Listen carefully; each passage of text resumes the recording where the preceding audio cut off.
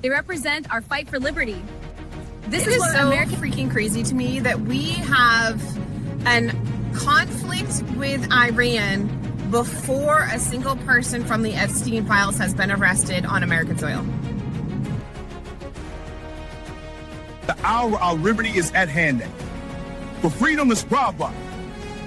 Brothers and I was sisters. working, man, but it's good to see Rippy out there handling business, man. And again, hey, that's a lot of black Trump supporters, man. I mean, it feels good to see that, man. So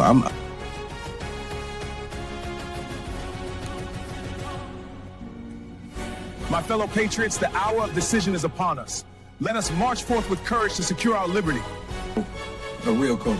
People are getting sick of it. The moment a celebrity steps slightly outside the leftist approved narrative, they get attacked. Chili from TLC gets heat over allegedly donating to Donald Trump. For liberty. The British advance. We must act. Our supplies are low, but morale is high. Then we fight for liberty. Payne's reward captures the spirit of we fight for independence. With Welcome to my that said they were anti-war. I think they said no new wars. Yeah, they voted for a president that was not going to start any new wars. And what's funny to me is that not only were you lied to, not only did this man start this and get out of the freedom. Greetings from the encampment. The spirit of liberty is strong. We will fight for our rights and our freedom. In order to get the Greater Israel Project accomplished, you have to kill people. That's why it's wrong. Killing people is wrong, full stop. So you can try to make sense of it with, well, it's a threat and this and that. There's no greater threat than the United States empire. To the encampment for liberty. And what I've learned, and I'm not a liberal or a Democrat. I voted for Trump the first time, but he's become a politician. He lies like all the other politicians. He deceives like all the other politicians. Endures through every change and challenge. We stand at the dawn of liberty, unshaken by the trials ahead. Our cause in doing. I'm going to go out on the limb and say anybody that sits in that oval does not like Americans. They love United States, though, which is the politics, but they don't love the Americans. Americans are farmers. Americans are mechanics. Americans are school teachers. Americans are mom and pop businesses. And me! Soldiers, the enemy is near. Not only do I love my FBA fam, my Black American fam, my Black people on code, my people that's allies with us as part of the fam. I love y'all. I love my country too. You feel me?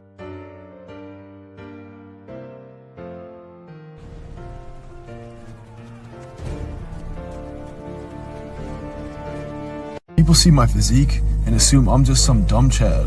But in reality, I graduated 5th in my law school class, magna cum laude. I got awards for getting the highest grade in my class in constitutional law, criminal law, and legal analysis and writing. I knew I was the smartest I'd ever been in my life.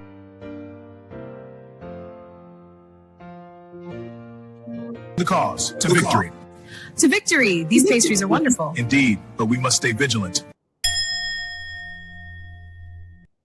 Says it will not go to peace talks in Pakistan as long as the US blockade of its ports remains in place. Those talks were meant to begin today, but over the weekend, US forces seized an Iranian-flagged cargo ship near the Strait of Hormuz. That seems to have derailed the process, and this morning the Foreign Ministry spokesperson claimed the US is not serious about pursuing the diplomatic process. American forces seized that Iranian ship after it defied repeated orders to turn around. President Trump posted, "The Iranian crew refused to listen, so our Navy ship stopped them right in their tracks by blowing a hole in the engine room. Right now, US Marines have custody of the vessel." Hours earlier, Iran fired on 2 Indian ships, the captain of one ship sending this urgent radio message. Sepa Navy, this is Motoranga San Marheder. You gave me clearance to go. My name second on your list. You gave me clearance to go. You are firing now. Let me turn back. President Trump still says a peace deal will get done. He told ABC's Jonathan Carr that it will happen one way or another. The nice way or the hard way, it's going to happen. You can quote me. He's hoping fiery rhetoric about a return to war will get Tehran back to the negotiation table. Unfortunately, we'll have to start dropping bombs again. The current ceasefire is set to expire Wednesday. The administration is renewing its threats to destroy bridges and power plants across Iran, which could be a violation of international law. Disclaimer. The views and opinions expressed on this panel show are those of the individual speakers and do not necessarily reflect the views or positions of this channel, its affiliates, sponsors, or production team. This content is intended for informational and entertainment purposes only. Viewer discretion is advised. We encourage respectful dialogue and critical thinking around the topics discussed. Described him as one of the most dangerous men on the face of the earth.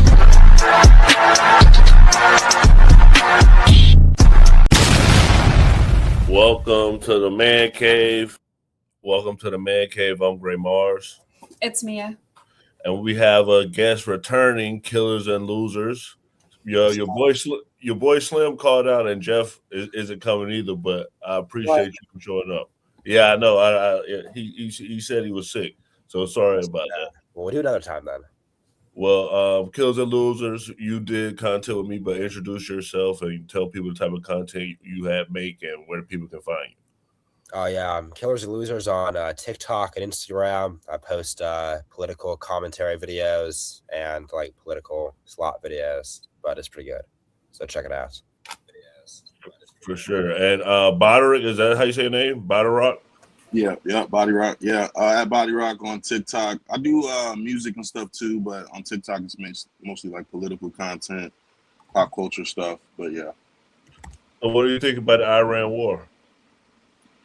I'm not supporting what's going on. I don't like the messaging at all. I think at the very least, even if you still support Trump, you would have to like concede that he doesn't know their messaging of this administration is not on point at all. So yeah, that's where I'm at with it.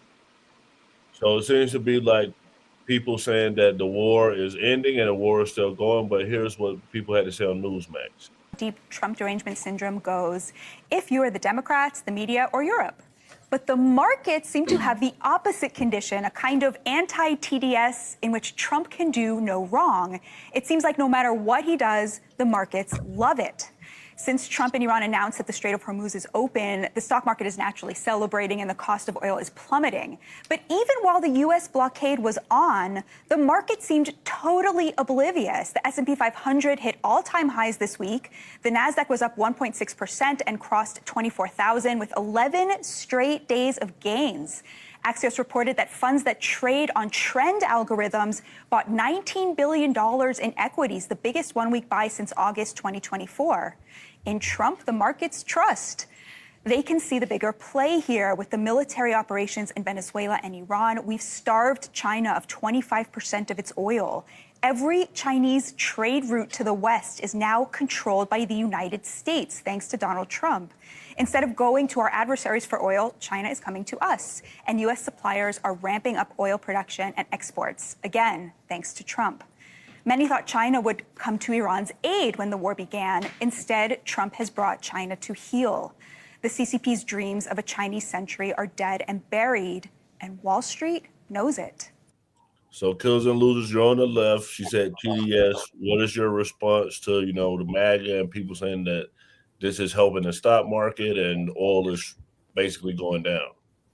I think that right now the situation we're in is that the stock market doesn't believe Trump is actually going to do anything that's really going to fuck anything up yet. I think they still just think he's going to chicken out as usual. So if he actually does start blowing up bridges and power plants, I think this would be a real that people would start paying attention, because then it's not going to be an easy end to the war. But I think right now Trump is just making threats. He always makes his threats right before the stock market closes, and then over the weekend things simmer down. Then on Monday he declares the strait is open, and this has been going on for like a month now. So it's all just pretty ridiculous. It's pretty clear that there's no plan. Trump has declared that we've won the war since day one when we killed the Ayatollah. So it's pretty clear there's no plan here.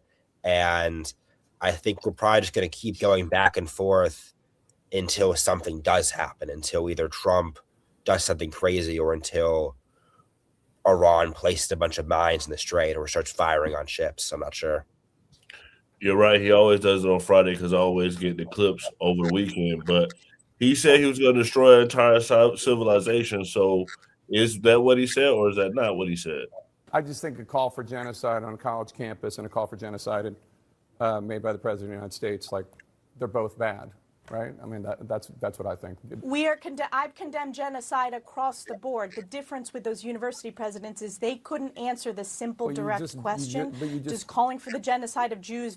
President Trump didn't call for genocide, Jake. You were putting those words in his mouth. He is engaging in diplomatic back and Your forth. entire And what civilization did it do will about the Iranians die? to the table? And we should it's the terrorist regime, Jake. He's targeting the terrorist regime. His words. You can continue the decades long. But you're adding genocide. That's not what he's What is wiping out stated. an entire civilization? In the case of the university presidents, I specifically asked them about calling for the genocide of Jews. Again, the president is correct to call out the Iranian terrorist regime, to bring them to the table, to force a ceasefire, and frankly, to free the Middle East from this largest state sponsor of terror that has not only killed American lives, but has targeted Israel and the United States of America, including assassination attempts against our elected officials. Is calling for wiping out a civilization, is calling for wiping out an entire civilization the bad or Iranian good? terrorist regime. But that's not what he said. Of course it's bad. That is not what he is calling for. He wasn't calling for genocide. Your entire civilization it was targeted will die. towards the Iranian terrorist regime. All right. It was targeted Agree towards to the Iranian disagree. terrorist regime. Agree to This is disagree. The typical book CNN. This is typical CNN. Okay. If you want to compare the President of the United States to the university presidents who failed to call for the condemnation of calling for the genocide of Jews, that's on you, Jake. The world saw how morally equivocating those university presidents were. Yes, you're the one that is it's not a comparison. So if you want to make that comparison, you if you have the that's same on standard CNN. for. Neil, what do we believe? I'm just wondering when this Jewish victimhood's gonna end. I'm so tired. It's nothing but victimhood. Me. I've never seen a group of people who are victims all the time. Everybody's out to get them. I'm just wondering when it's going to be over, when we no longer have to listen to it. When is the time frame where we can leave this victimhood behind? Because it's always everybody attacking them, even though they're one of the largest perpetrators of genocide across the world. As a country, the Israeli government is actively doing 2 genocides on 2 separate fronts, maybe 3 if we count the Lebanese Christians, the Lebanese Muslims, and the Palestinians. So that's 3 genocides going simultaneously against 3 separate people. I mean, it's just interesting to me. I'm kind of, wondering when the victimhood's going to end. I mean,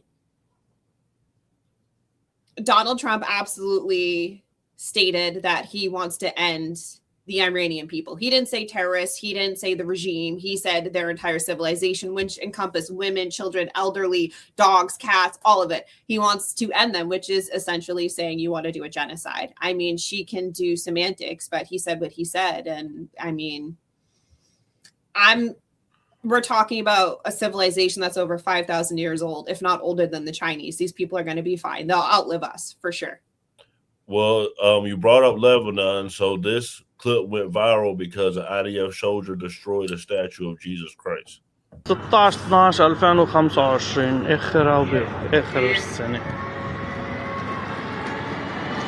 هذا كسرين الصليب هلا لميناه حطيناه على جنب. منطقة الدورة حد مستشفى مرجوسي. 16 سنة محطوط.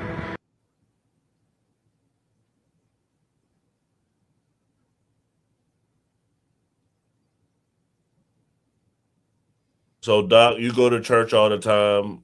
Seeing this IDF soldier destroy this statue, do you feel like this is religious blasphemy? Do you feel like this is being a divide between Christians and Jews? What's your thoughts on it? Nah. I mean, people disrespect other people's religion all the time. It isn't the route I would go, but sometimes people do it in something so subtly, and sometimes people do it, abrasively, as this guy's doing, destroying white Jesus, I guess. I ain't even think that's what Jesus looked like, but if he destroying white Jesus, whatever. But I remember, being in country and being in Iraq, we complained about them having to pray so early in the morning and singing a song on the days you off and you could sleep in, but we just don't realize that that's something religiously sacred to them. To us, it was just a day we wanted to sleep in. So, I think everybody, does it some form or another, but I mean, I don't know what to say. It's a bad looking uniform. One of the things for us was when you're in uniform, we don't go off our own beliefs. You know what I mean? We were kind of like told to portray a good image for the army. So that's a thing. For sure. So this is what a rabbi had to say about it. I'm a Jew who loves Jesus, just not the divine Jesus. I love Jesus, who is my Jewish brother, who never knew what Christianity was. He was a Pharisee, and he kept the Shabbat, etc., etc. So the fact that one errant IDF soldier destroys a statue means the following: that not every IDF soldier is perfect. And he's going to be punished. And the Israeli military announced that instantly. Now compare that to what people like Tucker Carlson trying to get you to believe. Tucker's now saying that Islam reveres Jesus as a prophet, and Tucker is trying to now Islamify Jesus, who was a Jew. Really? Then why is Christianity prohibited in nearly every Muslim neighbor of Israel? Why are IDF soldiers protecting every church at the risk of their own lives? 170 IDF soldiers died over the past year. You know what it's like for people. Killers and losers, what's your thoughts on what the rabbi had to say about the soldier attacking the statue of Jesus Christ? Well, I think that it's a situation where they're both wrong, because he brought up Tucker Carlson. Tucker Carlson totally sucks and is a grifter, but this guy is also just a grifter, Rabbi Shmuley or whatever. So they're both making these points that they're not very good. Like, I don't support the IDF, but also what Tucker Carlson is saying, he's just doing this weird grift now where he's suddenly super anti-Semitic for no reason. The whole thing is really weird. To be honest, I wouldn't really take anything that either of those people say with anything more than a grain of salt, because it's all, they're just saying things. And it's just like, it's all just kind of to fuck with people. None of it really, I don't think any of them really believe in anything. They're both just making a bunch of money off of this. And so we can have this whole outrage over one soldier smashing a statue of Jesus. But in the scheme of what's actually happening in the war, I don't think that's what we should be really focused on at all. I don't think that really it matters. I guess you could say it's symbolism, but it's one. At the end of the day, it's one guy doing something. This is not like a real reason to be against the IDF. I am against, but I think it's pointless to focus on things like this that really have no real bearing on what's happening. Okay, so since we're talking about soldiers, they're saying U.S. soldiers aren't getting food.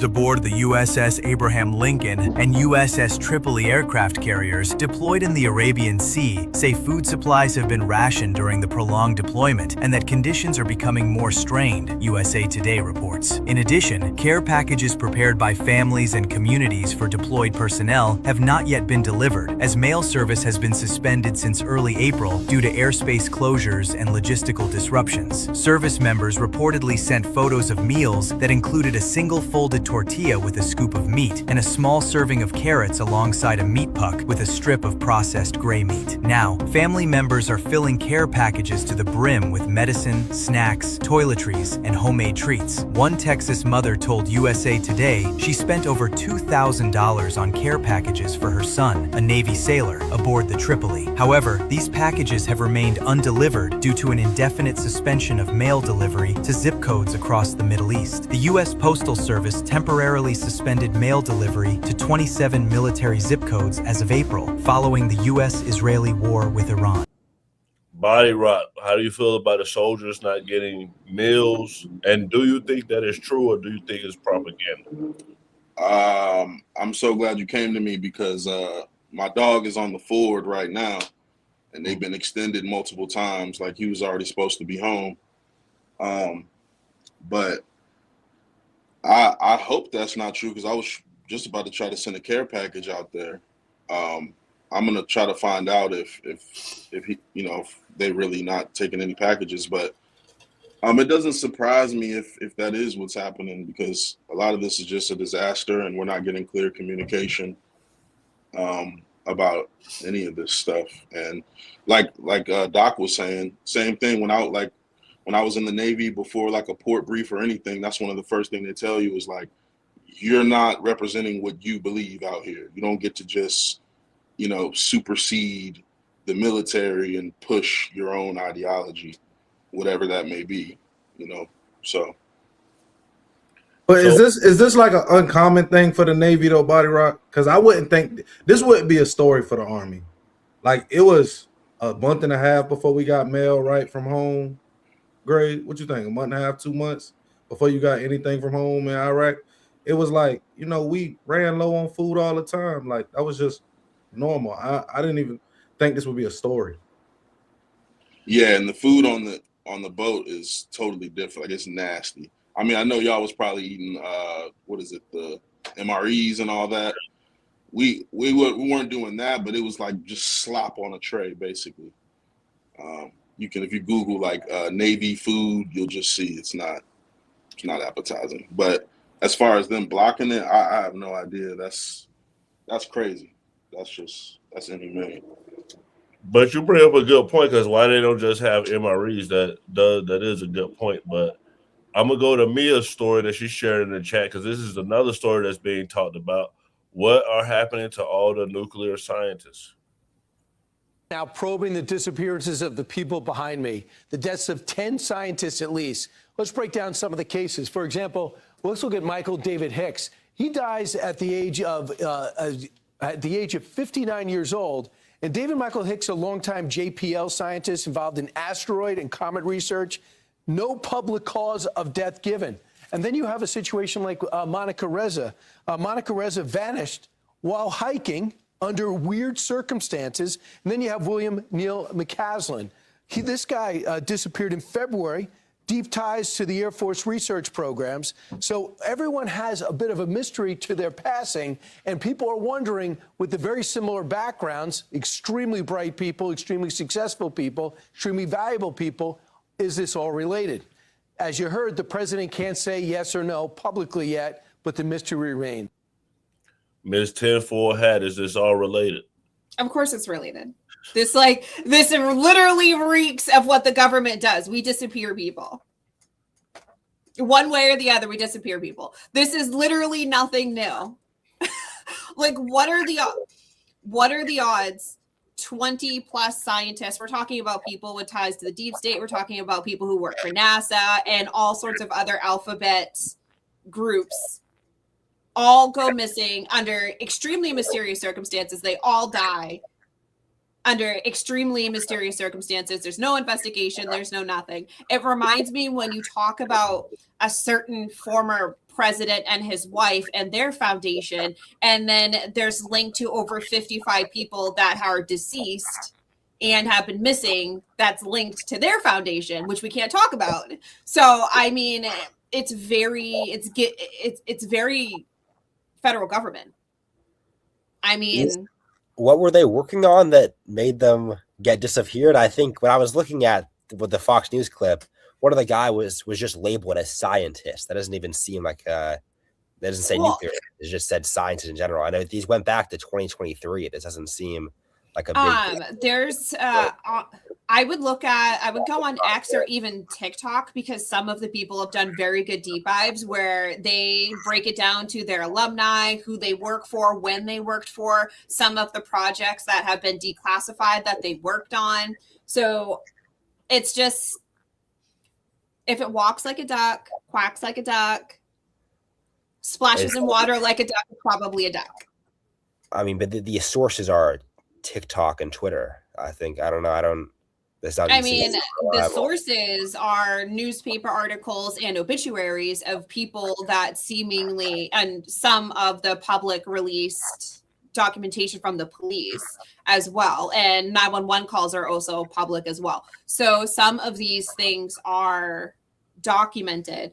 I'm just saying some, I guess, internet sleuths are very good at putting all of the pieces together so people can see everything and then they can do their own stuff from there. I'm surprised that other bigger publications haven't picked it up. I'm kind of surprised that Fox News is picking it up, to be honest. But Donald Trump did say a couple days ago that they were investigating it, allegedly, because he was asked in one of his press conferences about all of these missing scientists, because it is extremely interesting that all of these scientists with ties to the federal government working for NASA and so on and so forth have all gone missing or deceased. And there's very little information known. Do you have a hypothesis on why they would be killing scientists allegedly? I don't really see a purpose of them doing this. They're also super unrelated. So my hypothesis would be that these people were working on a classified subject. Whether it is how classified it is, I don't know. But clearly these people were working on a very classified subject. And, you know, two people can keep a secret if one of them is dead. So it's very common in the United States for a lot of this stuff to happen and for our federal government to go in and disappear people because everybody feels the need to talk. And it's just easier that way.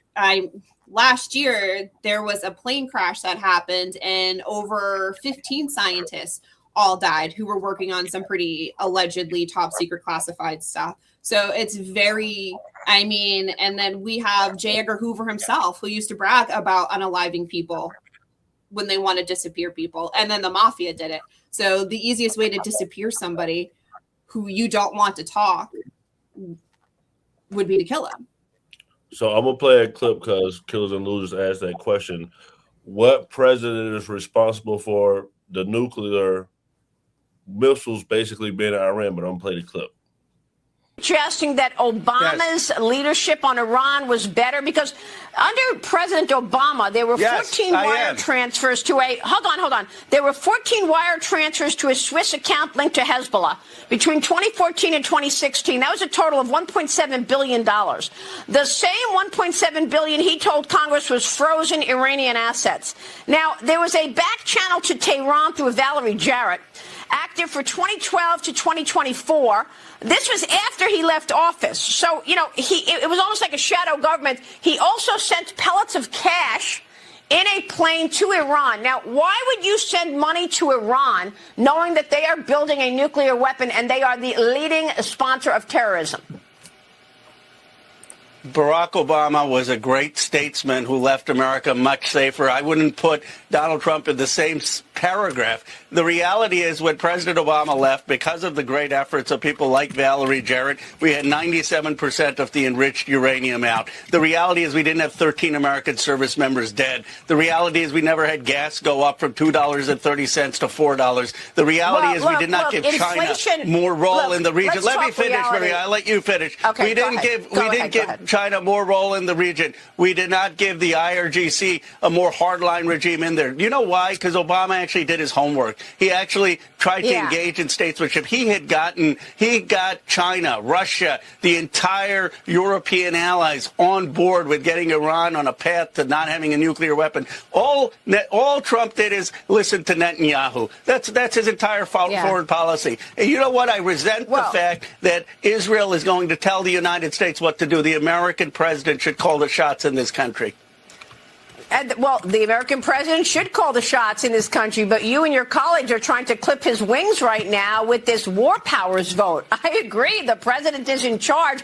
But look, a lot of the things that you just said are just not true, Congressman. I mean, look, we have to look at this realistically. And President Obama sent money to the Iranians. And what did they do? They resumed their buildup of enrichment. That's not true. Yeah, Not true. What's not true? What's not true? What specifically about that sentence is not true? There was a deal that we reached to get 97% of the enriched uranium out. in the process of that, Iran had certain assets that were Iranian assets, wasn't our money, that was unfrozen. And that was a deal that China, Russia, France, UK, Canada, the United States all agreed to. And then you had Netanyahu come in and try to torpedo it, and AIPAC tried to torpedo that deal. We were on a path to having a denuclear Iran, but what happened is it wasn't in Netanyahu's interest and AIPAC's interest, and they've dragged us into another war in the Middle East. They've hurt American people, and the American people are tired of it. They want people who are going to be Team America. They want people who are going to bring gas prices down here and care about our nation and get us out of these wars, and that's why Obama won. He was against the Iraq War. That's why he was on a path to normalization in terms of getting Iran to be denuclear, and had the whole world on our side. And AIPAC, Netanyahu tore that up. Relax. Congressman, it doesn't change the fact that 10 presidents before President Trump all said the same thing. I think there's some connection issue. Congressman, now I can hear you. Congressman, it doesn't change the fact that 10 presidents before President Trump all said the same thing. Iran cannot have a nuclear weapon. They are the leading state sponsor of terrorism. They cannot have a nuclear weapon. And one president delivered, and that was Barack Obama. No, that's not true. Not one of them did anything about it. Barack Obama is the only one who delivered. Congressman, you're talking fantasy. 97% Obama did out. nothing about it. You're talking fantasy. Obama did nothing about Not true. it. Other than send money to the Iranians. Obama got the whole world. He didn't send money to them. That's just factually false. He unfroze Iranian assets, but he had the whole world behind us. How many countries do we have behind us now? Doc, did Obama do what was right when he was in office, or should other presidents have handled Iran? Nah, I don't think I would say I agree with it or it was right. I don't think I would have given the Iranian the funds that they released and gave to the guys. But I also think when they say that we had the whole world behind us and the policies, Obama was in office for 8 years, and I never seen us move out of any wars that we were currently in at that time. I never seen any of it end.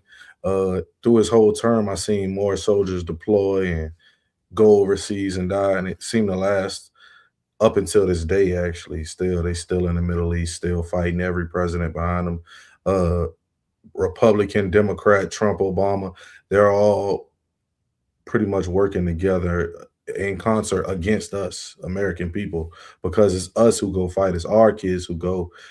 None of their kids are going to Iraq and Afghanistan. None of their kids are going to be on any of these ships. So every president, from she could go the last 10 to the last 100, all of them obviously have been working against us, because our children who will go and die and fight in these wars. And whether or not you give them the money or any of this stuff, these people are just using America as a credit card and swiping it whenever they see fit. So that's just my opinion. So Trump had this to say about soldiers, because you do bring up a good point about the humanity of people. When you see soldiers or others, but soldiers generally walking around with no legs, with no arms, a face that's been smashed, that was Soleimani, that was Iran that did that. So we have a much different view on it than other presidents. They've gotten away with murder for 47 years. They're not getting away with it anymore. So by Iraq, you're a veteran. Was that appropriate for Trump to say about soldiers not having limbs and that it's Iran's fault when he's kind of, a part of the political spectrum? Yeah, I mean, it's typical deflection. He never has a role in anything.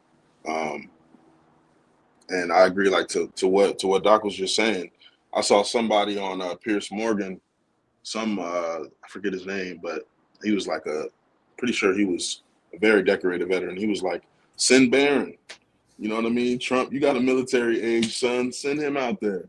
And I bet you'd make different decisions, For sure. So more bombs, more bombs. Breaking moments ago, word from President Trump, and this is what he's told another media outlet. If the ceasefire with Iran expires tomorrow, because the deadline is tomorrow night at 8 p.m. Eastern, quote unquote, lots of bombs start going off. Bloomberg is now reporting the president says it is, quote, highly unlikely he would extend the ceasefire if a deal is not made. So this is a huge hinge and pressure point. All that as we are waiting for Vice President J.D. Vance to depart for Islamabad, Pakistan. So, killers and losers, are we going to get a ceasefire? I think we are going to get another ceasefire. I don't think we're going to get a peace agreement, but I can't imagine that Trump actually starts bombing bridges and power plants. I guess he's very erratic, so I wouldn't put anything past him. I actually don't like the whole taco thing around Trump, the whole Trump never always chickens out, because I want Trump to chicken out every time. I don't want to.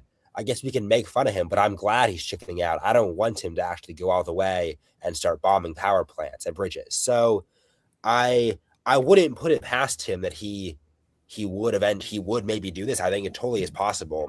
But I think as of right now, I guess the way I see the war ending is in maybe a few weeks, we get the Strait of Hormuz open. It just is open, and then Trump declares victory. And he says we won, even if we don't really have any real gains. He just says it's a victory, and then the war ends. But I don't think today is going to be a success, though. I don't think J.D. Vance is going to be able to do anything successfully. And so I don't have any hope that there's any real plan behind anything happening. But I do think there's going to be another ceasefire extension. You're Gen Z, right? Killers and losers? Yeah. So I'm going to go to you last. I'm going to have all of us comment on this poll because it's about Gen Z. Question here. We asked the basic one. Who do you sympathize more with, the Israelis or the Palestinians? The country is dead even, 50-50. Well, this is fascinating, but historically speaking, Steve, support for Israel has actually been higher. Yeah, this is now much more even than it used to be, and there are two particular drivers of this. I think it's very interesting. One of them is partisan. Republicans, overwhelmingly on the Israeli side. Democrats, this is the big shift. Now, overwhelmingly 3-1 on the Palestinian side. And then the second piece of it, it's generational. It's age. Gen Z, that rising generation. Look at this. Across party there, 3/4 of Gen Z say they sympathize more with the Palestinians than the Israelis. That's a massive sea change. It certainly is. It'll be fascinating to see how that plays out in the midterm. Steve Kornacki, thank you so much. Mia, you're a millennial, right? Yeah. Are you surprised that Gen Z is supporting Palestine with such huge numbers? No, I'm not surprised at all. Everybody, to be honest, everybody loves an underdog. And it's different for them because, I mean, this is really the first time that they've seen that kind of stuff, that kind of genocide, that kind of crazy in 4K. Like, I watched the Twin Towers. I watched thousands of people die. Like, they thought no sweat off the teachers' backs. They put us in the cafeteria, rolled the TVs, turned the TV on, and, you know, they subjected us to watching over 3,000 people die in real time. So, and like, that was me. And now Gen Z is watching what's happening with the Palestinians, and they're watching, God, I mean, what, 250,000 people now? I think it's up to like 200,000 that have died, and it's mostly women and children, and that does something to you. So I'm not surprised at all that they have sympathy and empathy for what's happening in Gaza. All right, Doc, I'm going to have you respond to this. College age are brainwashed by the leftist media and the leftist college agenda. They just want part of the group think and probably don't even know what's going on. Do you feel like that's what's happening with Gen Z? Nah, I think I don't think that's what's happening with Gen Z. I think with the problem with Gen Z is you see somebody who is completely unequipped to have this fight. So now when we look at the Palestinian and the Israeli thing, it comes off as bullying. Like you get it to look at it in a form of bullying now, you know what I mean? And that's just how war is though also, you know what I mean? Like one side does have to win if that's the decision that they're going to go with. I don't agree with the decision because, you know, I disagree with these people who don't believe that Palestinians living in apartheid, who only focus on Gaza. They don't even focus on the plight of the people in the West Bank, how they've been, you know, had their homes stolen, their land stolen, they've been killed. They had a documentary that showed people weren't allowed to walk down certain streets in the West Bank, the streets of the area they live in, you know what I mean? So I think when people think of it, they kind of overlook some of that stuff. But also the truth is, if Israel's going to say that they're at war with the Palestinian people, it's going to look ugly and people are going to die. But I think the part is this comes off as bullying. I mean, they're blocked on every side. They're blocked by land. They're blocked by water. Egypt won't let them in. So, you know, I think that's just a problem. And I think it looks as if it's going to go until they kill everyone. You know what I mean? And people see that. And I mean, but America is good. White folks are good at with these trigger words because they use the word like terrorist to describe all Palestinian people instead of a sect or a group, or that's got to be like less than 1% of Palestinian people. But the moment you use the word terrorism, you get everyone on your side who's bigoted and hatred and spiteful. So that's how they do it. It's a good trick though. I ain't mad at them. Right. So killers and losers speak for Gen Z as far as the war. And also I know you're on the left, but the young white men are what helped Trump win, and a lot of them are actually fleeing from Trump right now. So what also do you think is causing them to flee from being on the right? So I'll respond to both these parts. From where I haven't really met anyone that's on the side of Israel in quite a long time, and I think this mostly comes from we haven't really been given a real justification for why we're still sending all this aid to Israel. They can survive on their own pretty well. I don't think we should be sending any more military aid. I don't think that's necessary, and I think what they're doing is completely is absurd and extreme. So I think that's why the support for Israel is crumbling. And then also for the reason why so many young white Gen Z boys moved to the right in 2024, I think it's a numerous things. I put a lot of blame on the campaign that Kamala Harris ran. I think it was, at least just on the social media side, it was really lame in my opinion. I don't really know who it was catered to, but I remember I'm very much on the left, and I remember watching these videos and thinking, wow, this shit sucks. It makes me want to vote for Trump. And then Trump was out here doing all this kind of funny stuff with the podcast guys and doing these stunts. And so I think a lot of people just voted for Trump because he came across as a cooler guy, which is a stupid reason to vote for someone, but I guess you can't really fault people. I don't know. So now I see, and now people are turning back because they're realizing that Joe Biden was actually pretty decent. And I don't know how people didn't really understand that Trump was going to do all of this. It's weird when people say that Trump said no new wars, Trump said all this stuff, but this guy is known for lying. He told maybe 30,000 lies in his first term. So I don't even know why you would take anything he was saying seriously to begin with. But I think it's good that people are understanding he lied about everything. I hope that this will show up in the midterms and in 2028 that you can't trust these guys. You can't trust the Republican Party.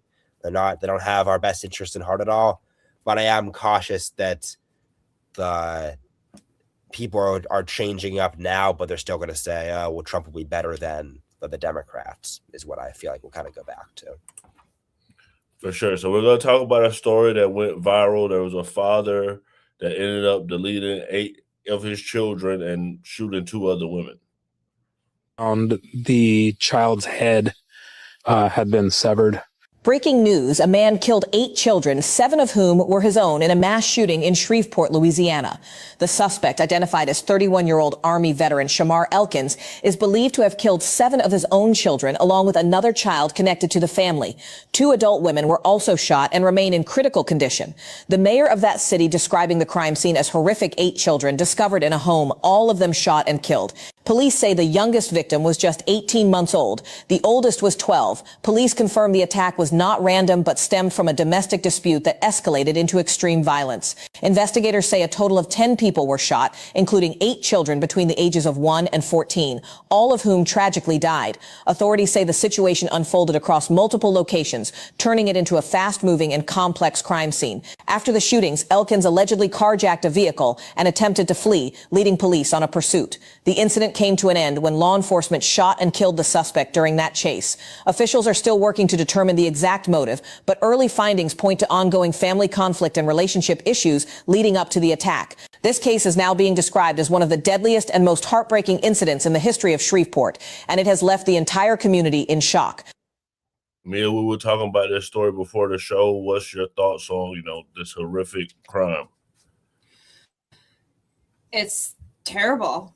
I mean, it's like fucking insane to murder 8 kids. And like this man went to like a few different houses. It's not even like it was like one big slumber party. This man went to multiple houses and was like murdering his children across like multiple women.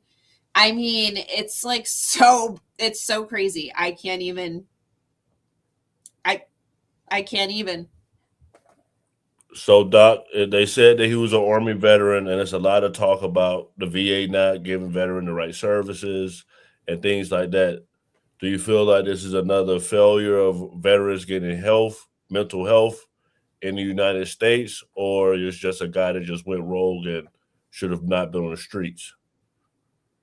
It's for sure both things. Veterans don't get the proper mental health they need when they get back in this country, and that's a fact. But also, this dude's just a weirdo. Look at him. Who gave him 8 children? That brother is ugly. You know what I'm saying? Like, so I don't know what I don't know what he was thinking. Like, man, child support too high. Baby mama's talking crazy. I don't know what was going on, but the babies don't deserve that, man. You know what I'm saying? And the fact that he has the opportunity to go from house to house or different location and commit these crimes, to me, is even crazier. You know what I mean? I just got pulled over for speeding today, and I said, "Ain't you supposed to be fighting crime, motherfucker?" You know what I'm saying? So that's just a sad situation all over, you know what I mean? And that's why I tell people, moms, women, my sister, my daughter, they got to learn to, express and, use their Second Amendment rights as well, because you never know when you'll have to step in and defend your children yourself. Well, I feel like people need to have we need to be also instilling in women to have some discernment as well. Like, if you look at the ages of these children, it's very clearly they're across at least 3 or 4 different women. You can't have 3 5-year-olds from the same woman. It's not possible. And them not be triplets, right? Math doesn't math like that. So I think a lot of people need to have a little bit of discernment too. And we should be teaching our daughters, our sisters, our cousins to have a little bit of discernment as well. Because we could argue that you're not mentally okay if you think having 8 children across the span of like 3 years by like 4 different women. That brother is ugly though, Mia. He was making some big girls. I know. He was making some big girls nights. It was some big girls having some nights around him. There must have been, because there's like 3 5-year-olds, 2 6-year-olds, couple 4-year-olds, couple 7-year-olds. Most of them are all the same age. I mean, it's literally a bunch of children that are all within like 3 years of each other. So clearly it's not like he murdered just his wife and that they have 7 kids together. No, this man went to multiple houses and just annihilated his entire family. And that's like so crazy to me. And I think a lot of people too don't like to admit that some people are just demons. Like, he wasn't even in like he was National Guard, but he wasn't deployed. He has no PTSD. He's fucking fine. He was just a demon. And sometimes demons happen. I'm sorry. Sometimes people are just bad people. And I think he's very clearly one of those, because you have to be some sort of demon in order to go from house to house to house and murder a bunch of little children. Period. Full stop. So every time something like this happens, it's always talked about the race of the people, especially with Black people. So with Black conservatives, they take videos and then they'll play a video and then they'll say, "Oh, this is all Black people." So Killers and Losers, I'm going to get you to respond to this, because there's a clip that conservative influencers are using and then saying that there's a major issue in the Black community. So I want to get your thoughts as a liberal.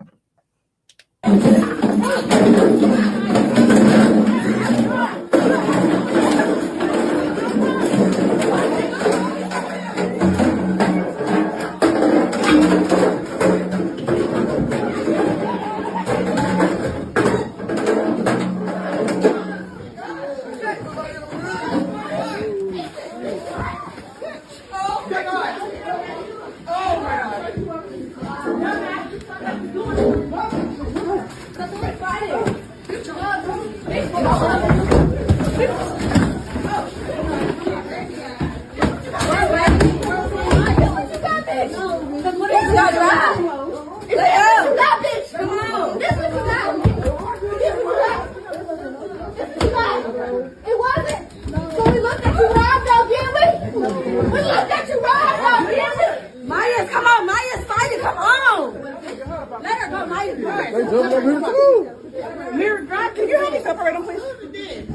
She's getting beat to work in the corner. Oh, shit, let me back up. Oh, shit. What is that? Maya, you let her get down.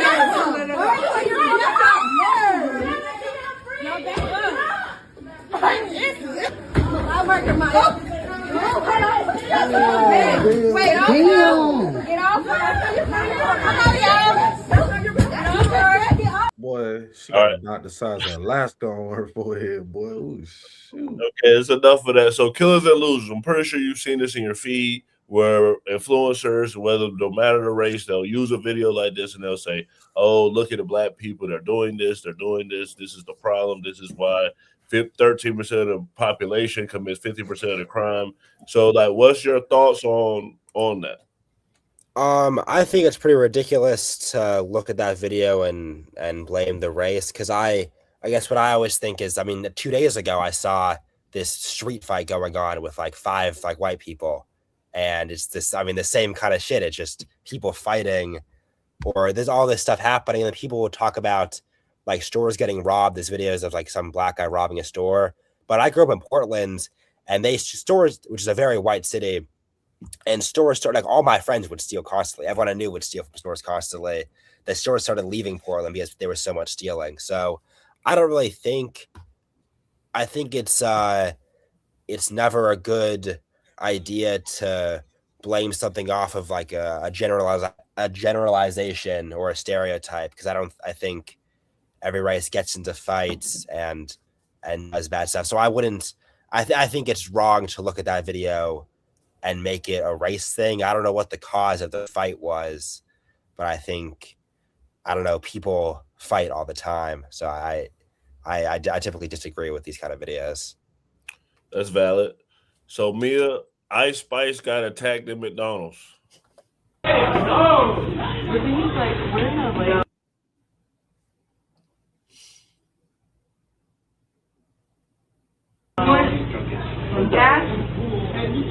Ready? Girl. What? Ready for what? Take ass. You take ass? That's what you do, you take ass? Yeah. So go take ass. So you from Cali? So go take ass. So you from Cali? Are you from Cali? Where are you from? Are you from Cali? Where are you from? Are you from Cali? No, I'm from Chirac. Where are you from? Oh, you're from Chirac. Yeah. So where you from? So where you from? I'm from McDonald's. I'm from Wayne. Where you from? Why you touching me? Where you from? Why you touching me?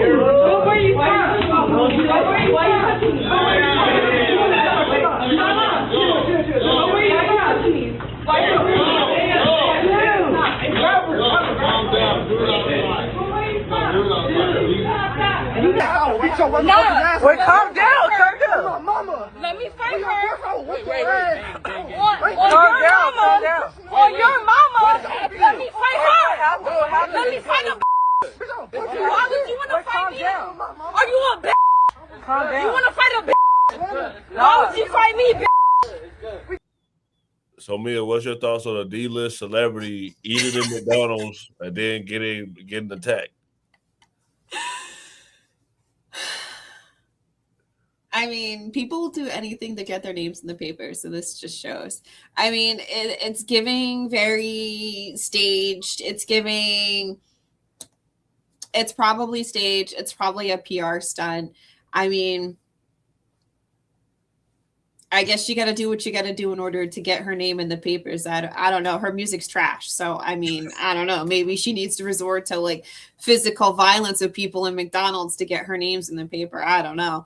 I don't pay attention to her. I will play the girl response that attacked her because she made a video. My friends and everything. And we came from the beach earlier that night and we decided to go walk around Hollywood or whatever. But before we did that, we decided to stop by McDonald's because we all had to use the bathroom. So then one of my friends, she comes out and she was like, "Oh, I think that's Ice Spice over there." And I'm like, "Oh, for real?" So I go up to them and I'm giving her and the other girl she was with compliment. And then immediately Ice Spice was just being rude. She was like, "Why are you over here? You could leave. Bye."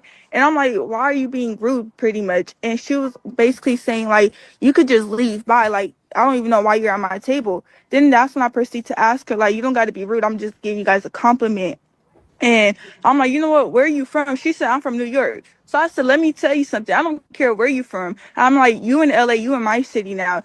You can't be out here disrespecting people. Like, if you wanted us to leave, you could have just politely said, 'Oh, I'm not in the mood,' or something, right?" And Doc, what's your thoughts on it? Man, that's what y'all get for being so fanned out, man. You know what I'm saying? Like, bro, I'm not walking up to Ice Spice and no McDonald's. And first off, I ain't even going into McDonald's. You know what I'm saying? But then what's she doing in here? Like, you should be ashamed of yourself for being in here eating this fake meat. But nah, like that's what people get for being so fan that yo, when I see dudes out, like, or if I see somebody out and they famous or something and they eating or something, I'll never be that person to run up and say, yo, can I get a picture with you while you with your kids or your old lady and you trying to have dinner? That's just not me. That's just not, you know what I'm saying? I think that's a weird thing for people to, you know what I mean, like interrupt somebody when they in the middle of, you know, having a personal conversation or whatever they got Talking going on. about, Even if you think they famous, like that's just not how I'm gonna portray myself because they gotta put their pants on this one leg at a time, just like you. Like, you know what I'm saying? And this should get weird. Doc, I was with you when I got a picture with the D's Nuts guy. He charged me for that picture. I know. And he like a straight junkie. Right. Remember he was running down Vegas? Yeah, he was going down the strip in Vegas. Yeah, I was yeah, like, that's for money. bro, if you don't get out of here, How bro. much you have to pay for that photo? Probably like if he just asked for a donation, I probably gave him like $10, maybe $5. Are you an Ice Spice fan? Killers and losers? I would not really say so. No. All right, I'll give you a different clip then because this went viral and you more so like politics. So this is the last clip, and I'll get you to respond to this. It's unfortunate because I'm assuming she's a senior, going to graduate soon, and now this is going to jeopardize her ability to graduate. A 23-year-old FIU student charged with a felony over messages she wrote in a school group chat. Gabriela Saldana facing a judge Thursday morning. According to her arrest report, this went down in a WhatsApp group chat of about 215 students, where students were discussing an event that was to take place Friday at the Ocean Bank Convocation Center on campus to make their capstone presentations. An FIU police officer read some of the statements in court. The exact words utilized was, "There's going to be a bomb in the Ocean Bank Convocation Center, and it's going to be at Jonathan's fault," one of the members in the chat. 7 News obtaining some bits of that chat. It seemed the student wanted the event rescheduled and wrote, quote, "Netanyahu, if you can hear me, drop some bonbons for us capstone students in Ocean Bank Convention Center." Other students wrote they didn't take that text lightly. She later in the chat wrote, quote, "I wrote a dumb joke that should not have been made." I can understand your position, Ms. Corey, and you're saying this is a joke, but to an objective person, it's not a joke, and there would be enough for probable cause. I'm not saying it's enough for beyond a reasonable doubt. I don't know what the state's going to be able to prove at trial, but for purposes of this hearing, I believe there is enough for probable cause. Killers and losers, you're in college, right? So what's your thoughts on, her saying that? Do you feel like that was anti-Semitic? Do you feel like that was a threat?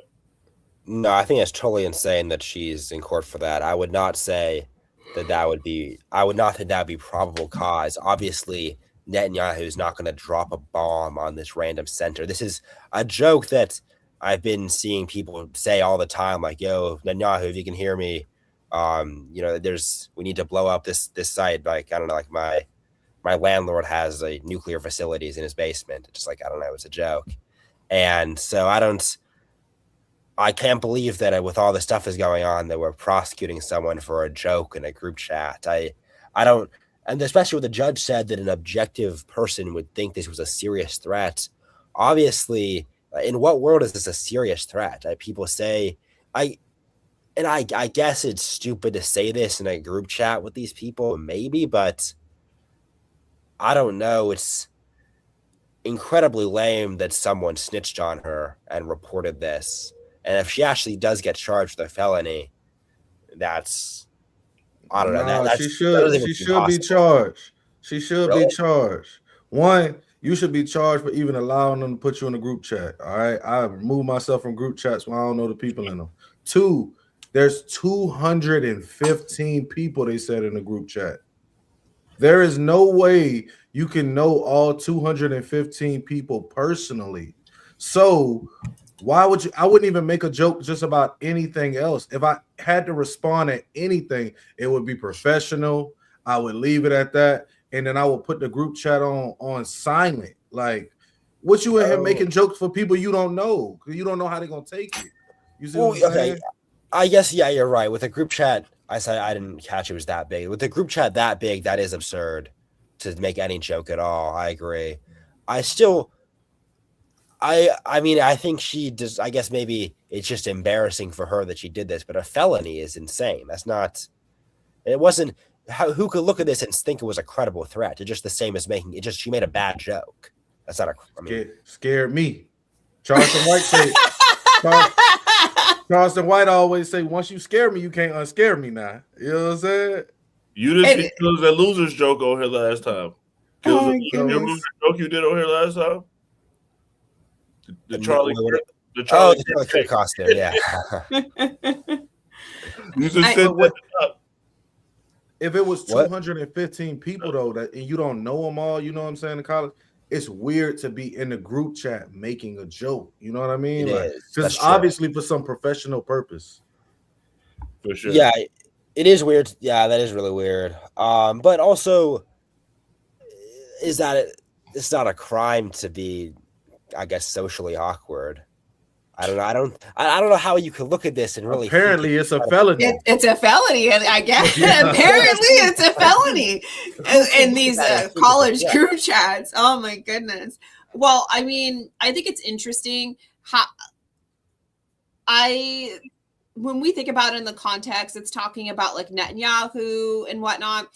If it had been somebody else, they had been referencing like the Ayatollah, would it be such a big deal? Or is it specifically because it's Netanyahu and we have such ties to the Israeli government? Is this why they're taking it so serious? I mean, like I said, you know, it seems to be this perpetual victimhood.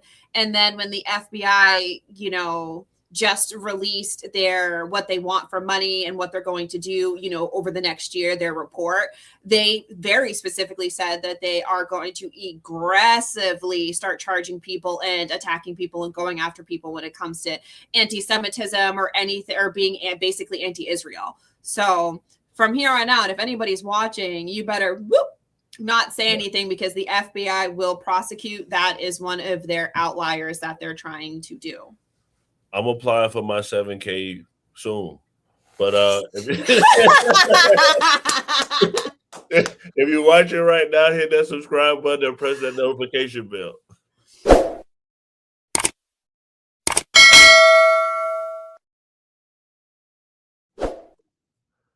Mia, what's your final thoughts?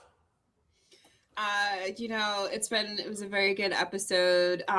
Thank you to our special guests that came and hung out with us. Hopefully we can have you back again. It was very fun. And I too would shill for 7Gs.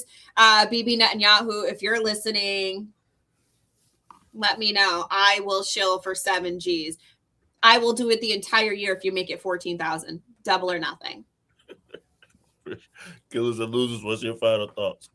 Yeah, to add on to that, yeah, thank you for having me. I'd love to be back at some point. Hopefully I could debate. Afraid I have no women, maybe. But yeah, I've always said that I would sell out pretty instantly for any amount of money, really. So if anyone wants to offer me anything, I'll probably sell out. But until then, I'll keep on promoting the truth, and hopefully we don't all get caught in a nuclear war with whatever Trump decides to do tomorrow. Yeah, for sure. Killers and Losers supposed to debate Jeff. That's his real name, and his other name, username, is he's not scared of anyone but God or something like that. But yeah, Killers and Losers gonna debate Jeff on here. We go set it up. Jeff got sick tonight, but they're gonna debate each other. Doc, what's your final thoughts? It'll probably have to be a substantial amount to get me to sell out. I ain't gonna front, because I still like to go places like where they ain't gonna respect it at. You know what I'm saying? Like, I still like to go regular places and they ain't gonna respect it. And they're gonna say something.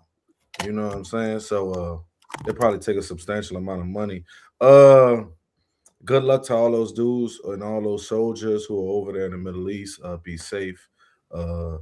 Good luck to all those families, getting in touch and keeping in contact with your loved ones. I hope this is something that's resolved quickly, as well as I hope we as the American people start to come together and stop doing a blue and red, left and right, liberal, conservative thing, and realize that all of these people are using this as a credit card and tricking us to fight each other. And we need to come together and make this country a better place. For sure. Thank you to the cast. Thank you to everyone that came and watched. We do this every Monday through Thursday at 8 p.m. Eastern. We'll be back tomorrow talking about Will Smith no longer basically listening to Jada Pinkett, and we'll be talking about Laura Loomer and Candace Owens beef. Have a great night, Man Cave. Hello, history buffs. Ready for a journey back? Look at this encampment. The spirit of 76 is alive. Freedom of future. A true patriot savors these moments, but the fight for liberty calls. To the encampment for freedom of future. For liberty. This is what American patriotism is all about. Look at these flags. They represent our fight for liberty.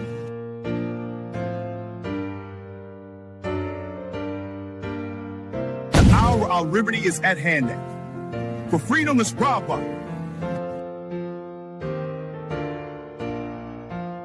Secure our liberty. My fellow patriots, the hour of decision is upon us. Let us march forth with courage to secure our liberty. Welcome to my colonial home. Today, Del Payne's work captures the spirit of we fight for independence.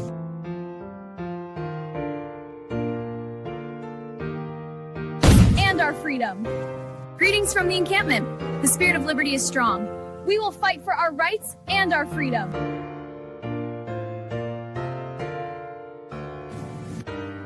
Hour is late. We must enact. To the encampment for liberty.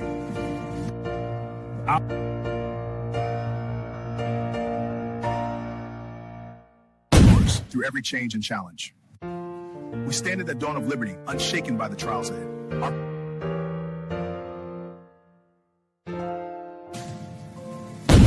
Soldiers, the enemy is near. Front line, fire me!